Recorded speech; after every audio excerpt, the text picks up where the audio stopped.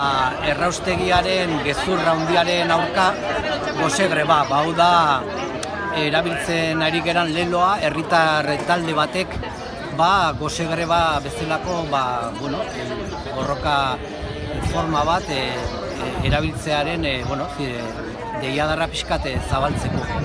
Eta asmoa da hori herritar talde bat bendikan asteazkenetik ekainak 14tik ekainak 21 Donostiako EASO plazan egingo dugu gose greba bat eta inposizio hau eta proiektu egitasmo absurdo hau alternatibat duena eta absurdo hau ez daukana inongo justifikazio hori ez osasun aldetikan, ez ekonomia aldetik eta ez inguru giroaren zaintzen aldetik.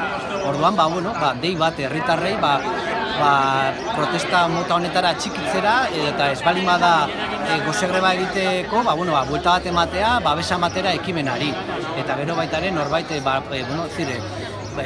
barau egin nahi baldin badu egun bat egin dezala. Eta hori egunero egongo dirara iragarri bukatzeko hitzaldiak eta dokumentalak gaiarekin relazionatuta.